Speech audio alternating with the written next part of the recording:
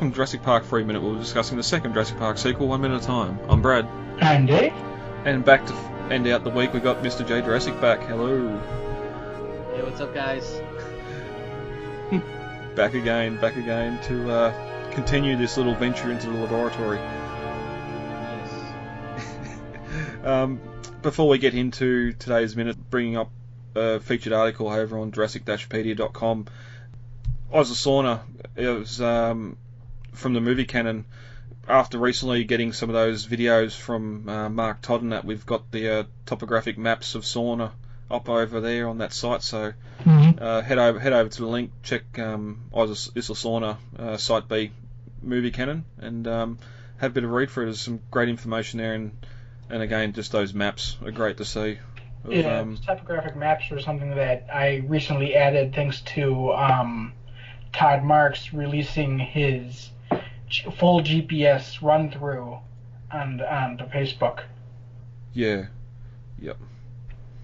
So head over there. The link will be on the on your podcast window screen, whatever it is when you play it. Anyway, whatever that is. There you go, my friend. Make sure you get as close as you can. I'll give you something extra if you make it a good trip. I'm gonna get you close, my friend, but not too close, eh? You don't want to be eaten. All right, guys, ready to get into 39? Sure.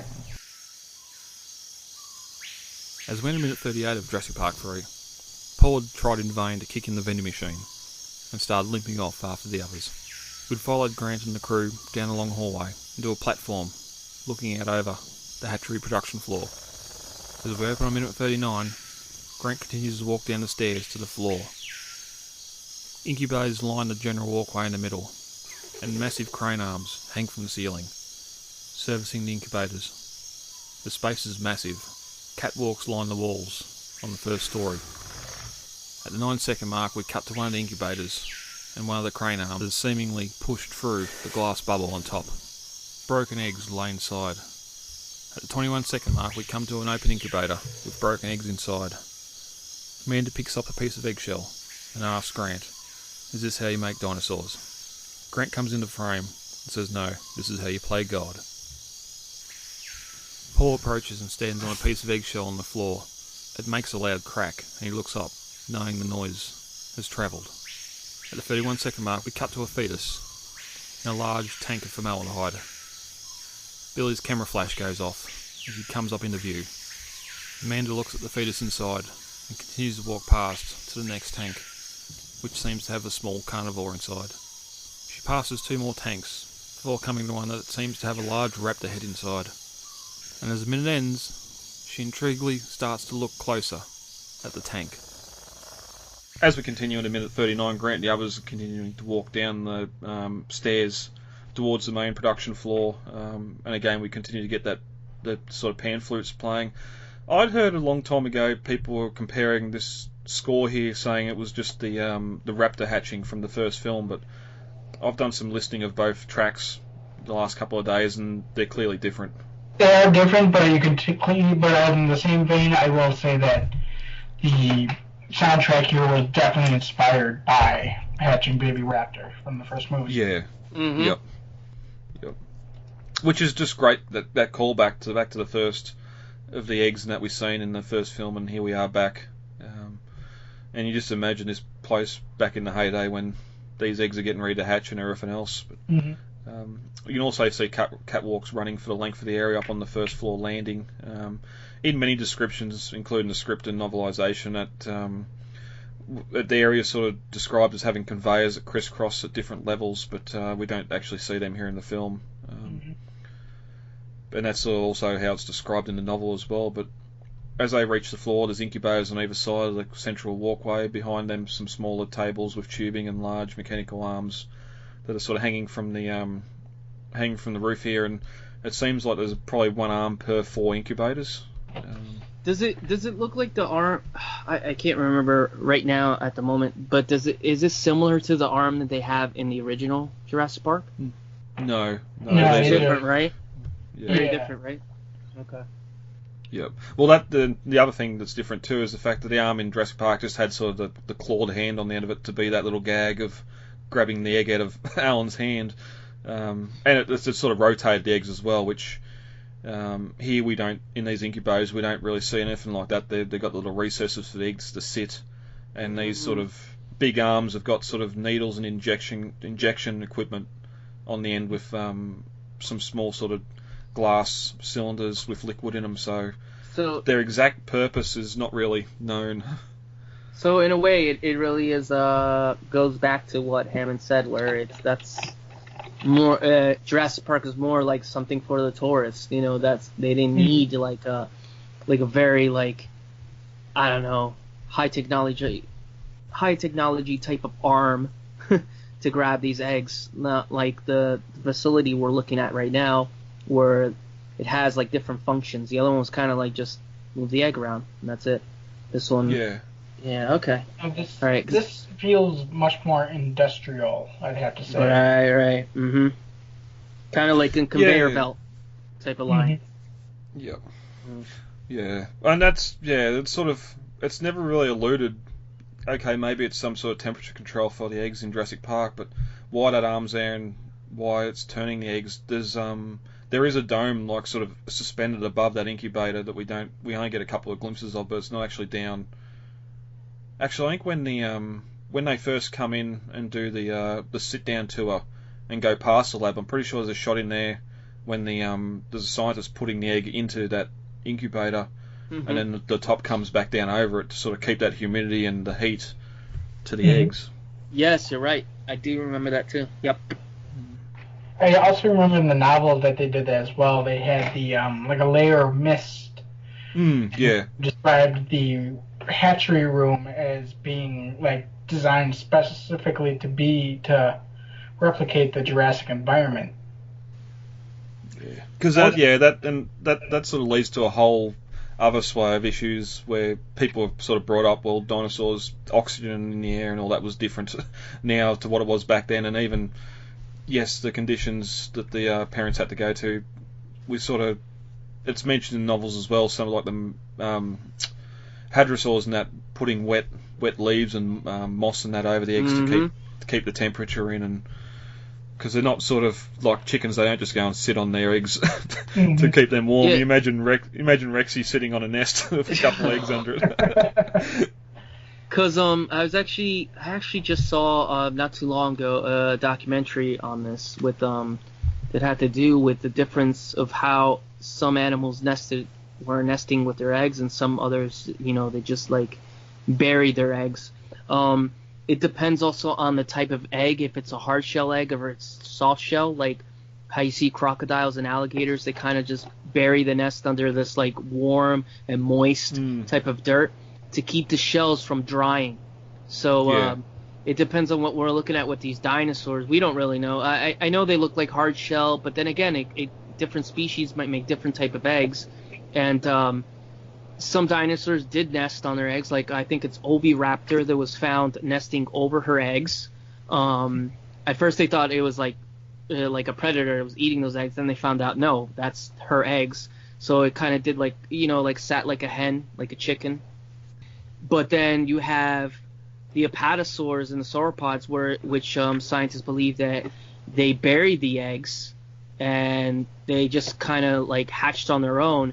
And kind of alligators and crocodiles kind of do that. They have they're overprotective of their nest, but they don't sit on top of their nest. They kind of just bury them with like moist dirt. And so that the incubation could be with about warm temperature. It could be about keeping them moist in the air. It could be so many different things to keep these eggs in perfect condition so the animals can hatch. Yeah, and that sort of leads into another thing too with the eggs themselves. Like, that's how they would have populated Sorna once they were released. Mm-hmm. Obviously on instinct, because they're all juvenile animals. Just that instinct to breed, and nest would have been there for most of them. That's how they sort of populated. But here in the novels, it's described as they use a plastic egg. But in the films, in that Jurassic Park, ostrich, they use unfertile ostrich eggs or something. So we can only assume that they've got some sort of a supplier that's supplying all these eggs to be used that way. So then that sort of makes it wonder too. Would the infants come to term in the egg as easy as they would in their own natural egg, or because they're only sort of just using a substitute here to get these animals grown. And I'm not quite sure what kind of egg they're using here in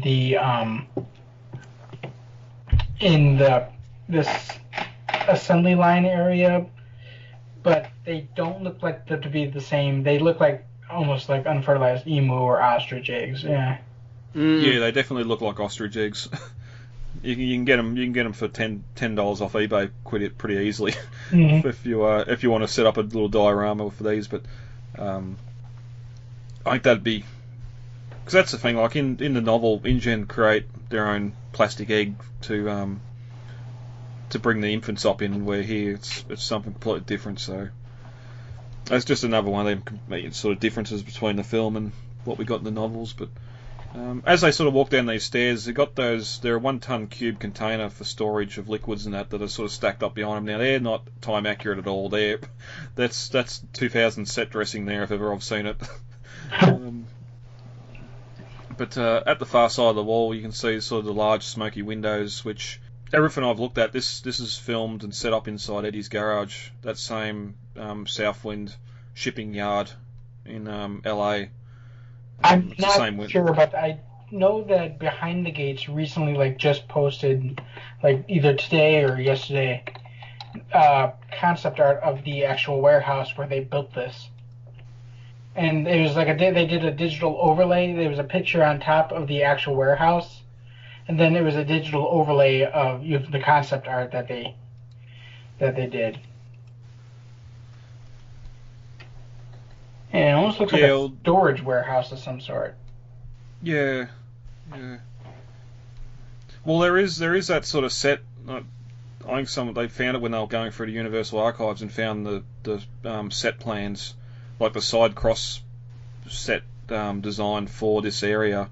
But the windows are sort of tilted in a way that we don't see in any of the buildings from that high up view. So again, that might be just that high up view being a little bit different CG wise to what we get here in the film. But it's this reminds me a lot, and especially when we get to the kennels as well, reminds me a lot of that PS1 Lost World game where you play as the human in the InGen facility. Is just those massive square windows, and interesting that coming out before this. But again, the dirty windows, you can't see what's outside, obviously, because it's not something the filmmakers want you to see outside, but it's just letting that natural light in and sort of illuminating the room. But as the group move on, the camera pans from one incubator to the other, and clearly not the same designed incubators as we've seen in Jurassic Park, these ones being more industrial and handling a lot more eggs. I think they hold about 9 to 10 each. And then in a row behind the left side of incubators, you can see those large tanks filled with formaldehyde. And as we come to the first incubator, it's actually open. Amanda picks up a piece of egg and asks Grant, "This is how you make dinosaurs?" And Grant says, "No, this is how you play God." Now, interesting. Dun dun dun dun. Yeah. I brought up Ricardo Delgado a couple times in our records. He was a concept artist and a storyboard artist on Jurassic Park 3. And a couple of the ones he's published show that one way that the raptor got in was by entering into the lab itself through a hole in the wall that had been hidden behind some bushes. And then the raptor we would have seen the raptor following our characters through the hatchery before sticking his head into the what was it, like a tank, whatever it was. Yeah. We'll bring up that and the supreme intelligence that this raptor shows by setting this little trap in a minute when we get to the end of this minute. And then, interesting enough, he also as a pitch idea, had included it looked like a pair of mosasaurs, small ones, just kind of floating in a tank in one of the tanks. Really? Mm-hmm.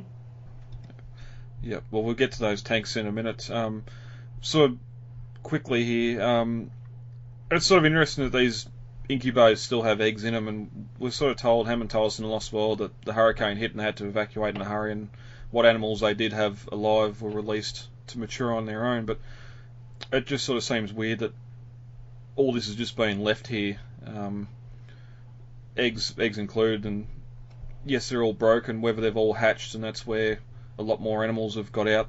I'm sort of mentioned here too, like the DPG saying they've gone back and spent a year there redoing or researching animals. Did they just again up and leave everything here as well?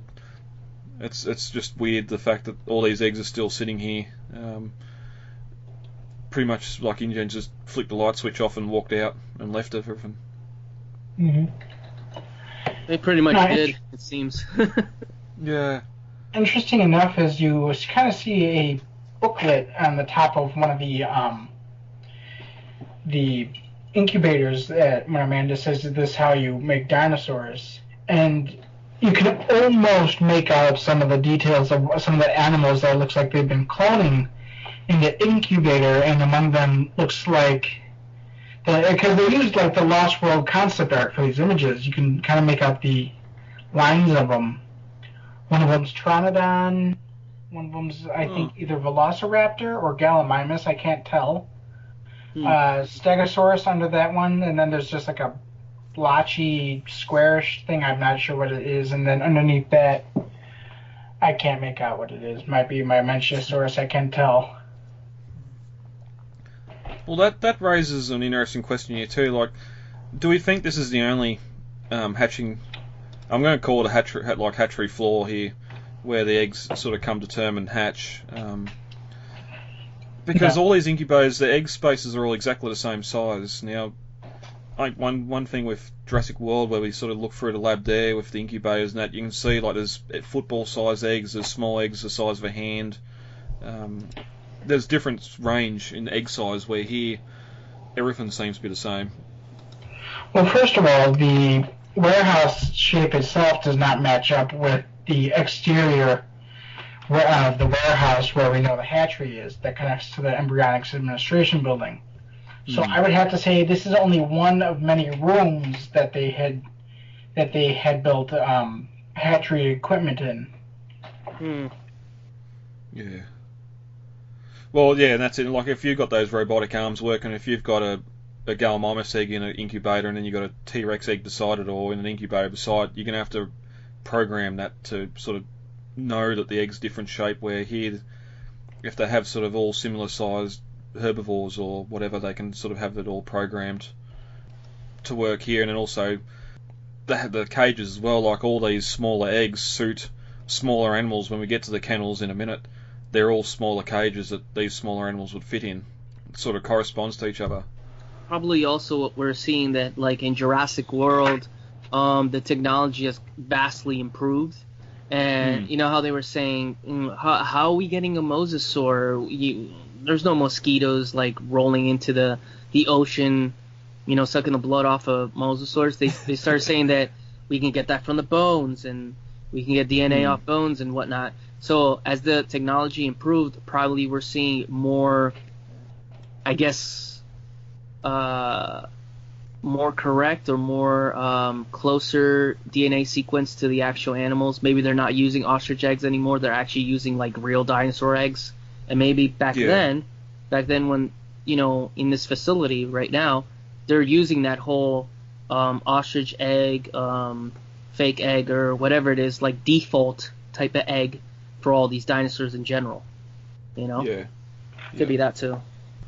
But we cut to Paul walking forward, and he steps on a piece of that eggshell, and you get that loud crack, and he looks up worried that the sound might be heard by the others. And I do love how that sound sort of echoes in the space. You can clearly tell it's a massive set.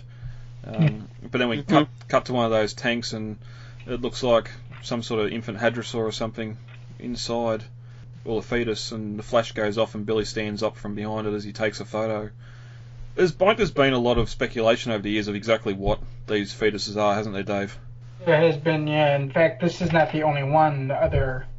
We have behind-the-scenes images that suggest that this scene actually would have been longer than what we had, as we see a bunch of different fetuses across 3 of these tanks, I guess you'd call them.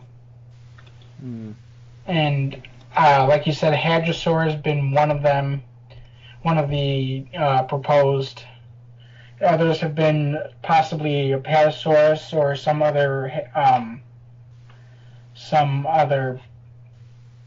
sauropod like that, maybe Brachiosaurus. I've even actually seen T-Rex be brought up as a possible.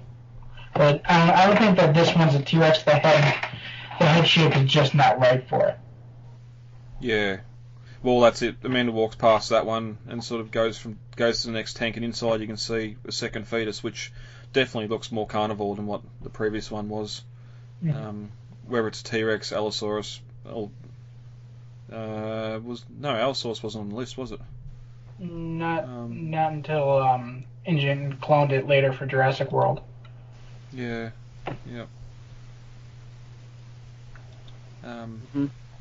But we sort of pan from Amanda's POV and look at a fourth tank, and this one seems to have a much larger raptor specimen inside.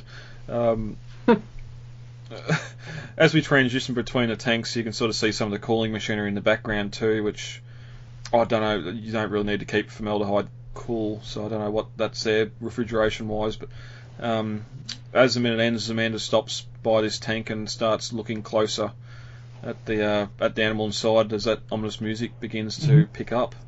I think it's interesting that, and I mentioned this, I think, on Jurassic Park, the group, a few weeks ago, and I was looking through the scene, looking at what the upcoming minutes were, and this shot here is the only shot in the entire scene here that uses a green filter. Yes, I mean the tank is not actually filled with green liquid because the raptor's head is in there, so it's open, and you can see it's open from the back when the raptor lunges at Amanda in the next minute. But I think it's interesting that in order to kind of play a trick of the mind, and make it feel like this is consistent with the other tanks, they applied a green filter to this. Because if you look at the area behind the tank, that has green. It's green as well, and it's colored overly green, and it shouldn't be. Yeah. Yeah. Well, the other thing too is because it's sort of 2 different shots here. They've got the head of the raptor inside the tank, but in the next minute when it pulls back and tries to attack her, that tank's full of liquid. It's trying to allude here that the reflection of the raptor's coming through that dark liquid, which just wouldn't happen. Movie magic. Yeah. It's sort of interesting here too, as we move across a couple of the tanks, they're all sort of different levels where some of the liquid inside started to evaporate out or even leak out onto the ground. But yeah.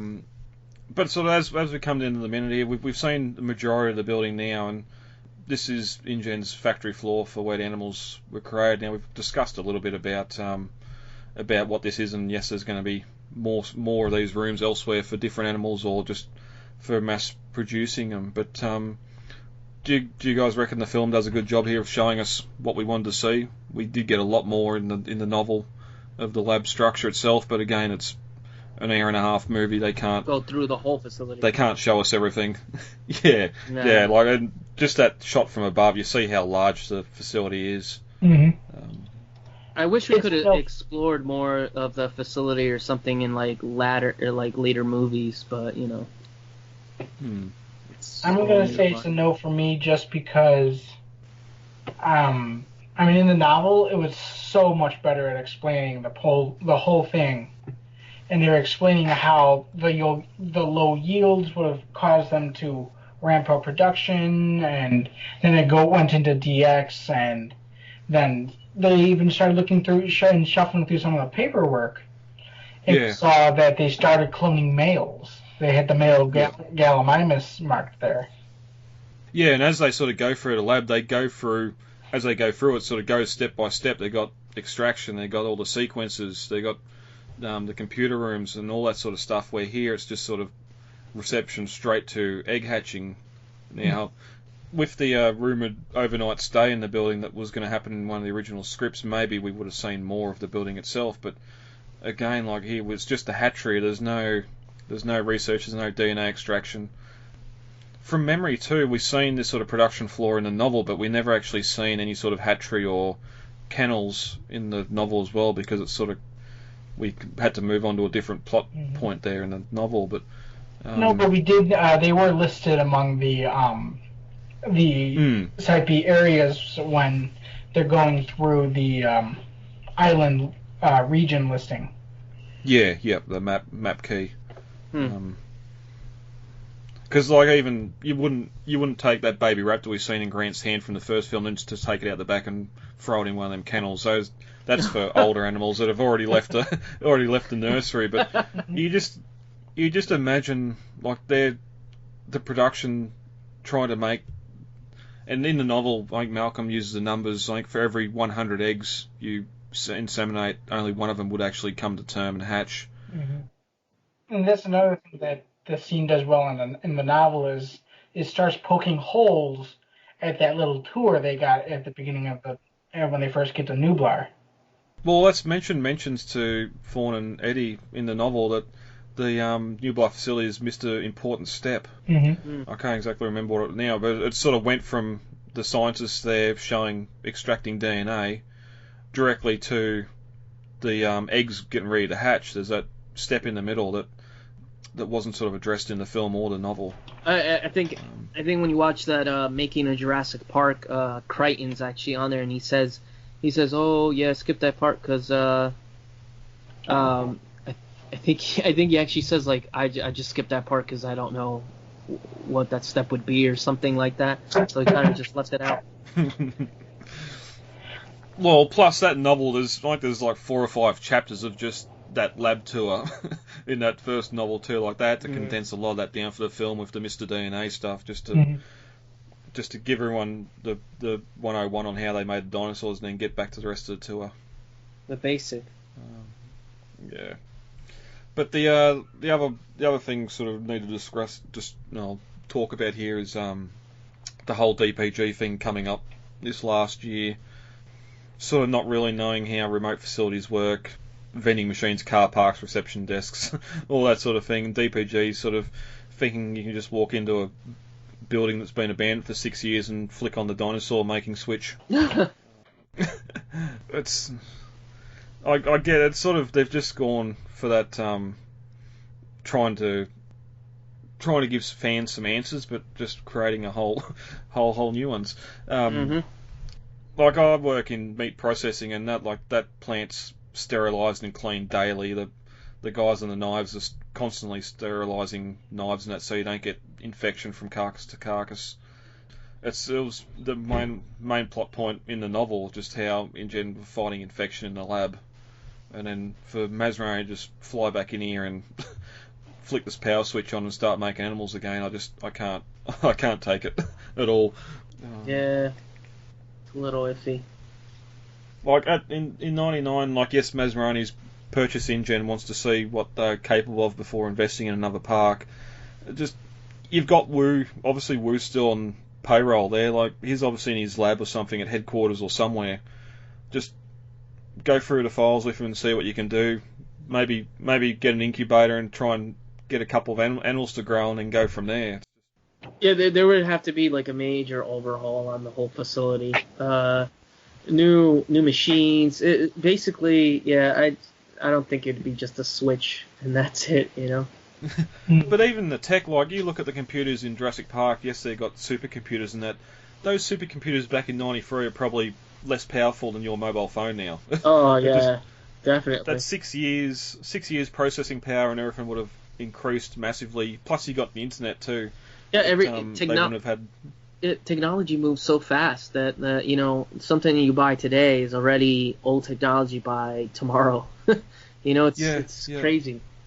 So yeah, definitely. It'd be like if they opened Jurassic World and just went back to Explorers. Like Mm-hmm. Okay, it might make more sense, but it's sort of the older tech. It's 15 years old. We're not going to go with that same sort of stuff again. But Yeah, they had to go with the driver spheres. yeah, and even like before, we mentioned the ostrich eggs. Like, you'd have to then try and get your supplier and get all that sort of stuff back into motion to get everything here. Yeah, and then again, well, there's eggs here. What happened at the end of that period when Mazarani left? Again, they just do the InGen thing and just flick the power switch off and walk out. It's I'm not the best of I don't even know what they call them. I suppose one prime example is if your car breaks down on an expressway in the snow, you got a flat tyre, you don't just leave it and walk home and never return. Like, yes, it's going to be dangerous to go back and fix that tyre, but you want to try and recover your vehicle. And it's the same as Jurassic Park, where they just fly off into that sunset at the end of the day, and you think, well, they've just left everything there behind. In the Lost World, yeah, they did just leave everything there behind because they're facing lawsuits from workers and that. But Oh yeah, definitely. yeah, it's just a shame. It's all answers we'll never get questions to, and it's just a shame. But Yeah, it's cool though that the DPG try to answer a lot of questions. There are always going to be more questions, and there's just some things, like you said, we're never really going to get the answers to, and we could just let wild speculation and fan theory just run wild with it. yeah, but then again, like, it's just because there was a couple of fans that, the Spinosaur wouldn't act like that. Why does it keep on going after? Why is it a serial killer? Well, maybe Mazarani went back and created it. It wasn't on InGen's initial list, and they created it and did something wrong and let it go, and that's why it's crazy. Well, why aren't the ankylosaurs doing that? Why don't they just jump in the river and attack the boat when they go flying past them or sailing past them later? Like, I don't know, man. that brachiosaur that comes over and has a look at them as they're drifting past, come down and pick the boat up and or eat someone off the boat. Just brachiosaur. Yeah, I know. That's the thing. The animals are being animals here, apart from that Spinosaur. So, I mean, that brachiosaur's a bit different though. That I don't know what the hell that thing was. I will say though that something I do appreciate Spielberg doing is when he took the when he started working on Jurassic Park, he was quoted saying, "I had a monster movie on my hands, and the trick was not to make one." And so, something that Crichton kind of portrays the dinosaurs as in the novel is very monstrous and almost like these genetic abominations, and the movies make an explicit point not to do that. In fact, I mean, Grant straight up says that they're not monsters; they're just animals doing what they do. Yep, and even in this film, like, the only reason he's saying it is because of what he went through on the island, like the whole InGen theme park monsters, nothing more, nothing less. Well, you've seen the awe in his eyes when he got there and seen those herds out of the plane window. Like, he says, "Oh my God, I'd forgotten." And it was only once they crashed again, he's back into screw these animals, into that mode. But briefly going into the novel and script comparisons, as they enter the space, they go through the doors to get there, which you can sort of see remnants of those doors left up the top of that walkway. Billy is impressed by what he sees, and he asks Grant if he can take some pictures, and Grant just nods, which makes you wonder why he's taking photos here, even in the film as well, taking photos of these fetuses in the formaldehyde tanks and the nests and the incubators and that. Like, does he have any plan? Is this going to be some sort of bribe? He's going to bribe whatever's left of InGen at the day to get some money for the dig site, or are they just going to be little souvenir photos to go along with the eggs when he tries to auction them off? I think with the eggs, yeah, that was the bribe. But I think with the pictures, I think that might have been just more for himself, just from the talk that he had about using that glider or whatever, and like hanging off a mountain or something. It seems like he has like an explorer type of personality, where he probably is taking trips and adventures, and seeing this island was another adventure for him. Yet at the back of his mind, he's thinking also like, well, it's an adventure, but it's also might be an investment. But with the pictures, I think it's kind of like us going around and taking Instagram pictures, just for himself. Yeah, more than Yep. a plan. I think the eggs were the plan, though. The eggs definitely were Yeah. on the plan. Yeah. You know? Yeah. And one thing too, I only noticed it when I went back and looked at that last couple of minutes where Grant goes back and he's at the nest. We don't see his camera in that camera bag again for the rest of the film. And it's sort of mentioned here in the script that the camera's not in the bag, and it hasn't been since he took the photos of the raptor nest. And he quickly reaches into the bag to get a roll of film before anyone can see, which film in 2001, that was right on the cusp of becoming obsolete. Oh, yeah, definitely. Amanda passes large cylindrical tanks with half-formed embryos floating in the formaldehyde. Genetic experiments gone awry, and finally she reaches a raptor head floating in a tank. Intrigued, she looks closer, but a little bit too close. And as the raptor lunges for her, it sort of thrashes its arms widely, and some of the saliva goes on her face as well, which we don't really see in the film either. But yeah, that's minute 39. I suppose one thing we didn't touch on is just here they've sort of mentioned that it's genetic experiments gone awry, where I don't know, like it's odd in that again in the lab where we first get Claire come on the scene with the investors. You got that sort of backbone in the tank with all the bubbles. It seems like they're harvesting DNA off a dead animal or something to reuse it instead of creating their own or getting it from the amber or wherever they get it from. Where here you've still got the electrodes and that on the heads of the animals, so it sort of seems like they were alive, like taking brainwaves or something when the animals were alive, and then they just died in there.